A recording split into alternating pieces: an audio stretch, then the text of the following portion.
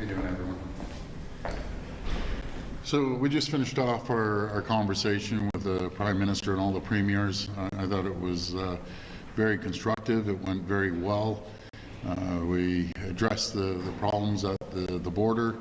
They have a plan, but there's one thing to have a plan, and we have to implement it.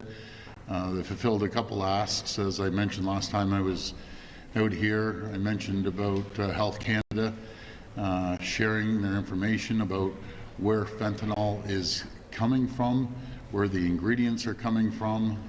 We're working on that, as well as open communication with other law enforcement between the RCMP, OPP, municipal, and right across the entire province. We asked for more boots on the ground for our CBSA officers and RCMP officers, and they agreed they're going to put more boots on the ground. They asked what the provinces can do to assist. I just want to emphasize the border is the Canadian federal government's responsibility. We will always be there to support. Our OPP are at the ready for any surge capacity if we see coming across our border, and I know the other regions across the country as well. But let's make no mistake about it. As I mentioned to the Prime Minister, the rest of the premiers, we need to be ready. We need to be ready to fight. This fight is coming 100% on January the 20th or January 21st.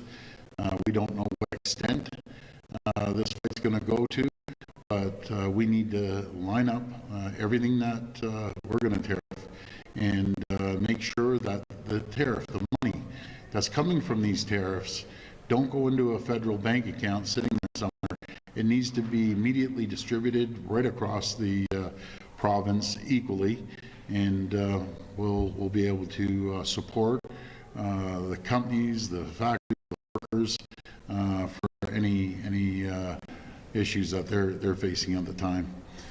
So it's a good start. I look forward to having the premiers here. They're rolling in on Sunday. The balance will be here on Monday and Tuesday, and we'll be coming out to speak to the media as well then. And we look forward to a great conversation. We also mentioned to the Prime Minister that we need a follow-up call in the new year, well before President-elect gets sworn in.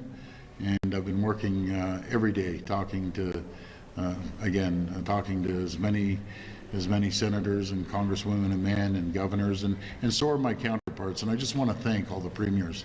They're doing incredible work. They're out there communicating with their counterparts, no matter if it's the West Coast or the Maritime provinces, New England states, where we have a full court press going on right now, and I'm very proud of my fellow premiers. Premier, did the Prime Minister tell you where the $1 billion is going to go, or is it $1 billion for the new gear for the for CBSA, the RCMP, and also as a follow-up, did he give you any details of what where those retaliatory tariffs would be aimed on American goods? No, Chrystia Freeland's going to put a list together. We're going to put our list together, and I'm sure the other provinces will as well. But we will go to the full extent, depending how far this goes. We will go to the extent of cutting off their energy, going down to Michigan, going down to New York State, and over to Wisconsin. I don't want this to happen, but my number one job is to protect Ontario, Ontarians and Canadians as a whole, since we're the largest province. And on the gear? On the gear, they're going to enhance gear, get more border patrol, more sniffer dogs, if you want to call them that, patrol dogs. We're going to make sure they have more drones and more opportunities to cover the border. They have asked us, and I have agreed that we will support them, again, temporarily, as long as it takes to get through this. But again, we emphasize the border is not our responsibility. I'll give you one example, a small police services down in Windsor. What a great group of people down there. CBSA does not have a boat to patrol the water on one of the largest border crossings in Canada. It's the Windsor Police that are going to be doing that. We're going to support them, possibly with a helicopter of directed my Solicitor General, look at a cost to patrol everywhere from Windsor down to Niagara and get Niagara and Hamilton helicopter as well. It's extremely important that we protect our borders. Could you just go back to what you said on energy? Can you elaborate on what you're envisioning in terms of cutting them off? Well, let's see what happens as we move forward. But we'll use every tool in our toolbox, including cutting them off energy that we're sending down there. Folks, this is coming. It's not if it is, it's coming. And it's coming January 20th or 21st. And we need to be prepared. We need to stand as a country. We need to stand united as Canadians and work hand in hand and shoulder to shoulder with our colleagues across the country, and we're ready to do it.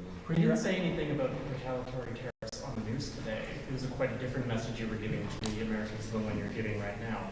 Why is that? Well, we know it's coming, and hopefully it's not going to come as hard as we think.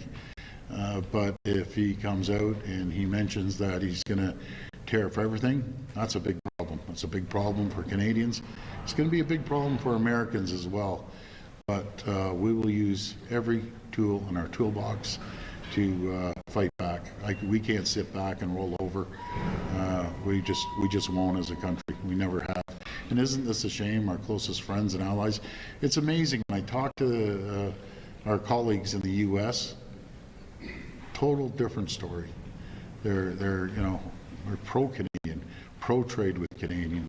So we'll see what happens here. Did you talk to the Prime Minister about his comments about Americans not electing Kamala Harris and how that was evidence of women's rights being under attack? Do you think that those comments are helpful? They aren't helpful at all, and yes, it was brought up I'm not going to say who said what, but it was brought up a couple times in our meeting. It's not helpful at all. Donald Trump was elected democratically. If you like him or you don't like him, that's not our issue. We elect Canadians, and it was not helpful whatsoever.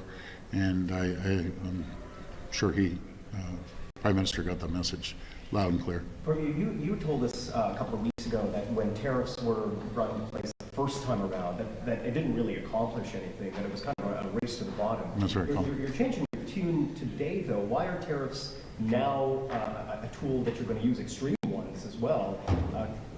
Why do you think they'll work this time? Well, I think he's being a little more aggressive than he was in the past. And I say this respectfully to the president. He's a different type of cat, to say the least. Maybe I'm a different type of cat, but I've never seen not so much aggression, but so matter of fact. He didn't come across this way last time, and it's not helpful for both sides of the border. And at the end of the day, the consumer gets hurt. Canadians get hurt, but I can assure you one thing, the Americans are going to feel the pain as well. And isn't that unfortunate that that's going to happen? As I've said before, 9 million Americans wake up every single morning to produce parts and products to ship up to Ontario, and that's just Ontario alone. And we're the #1 export to 17 states and #2 to 11 others. But we will be on the phone every single day moving forward with our U.S. counterparts.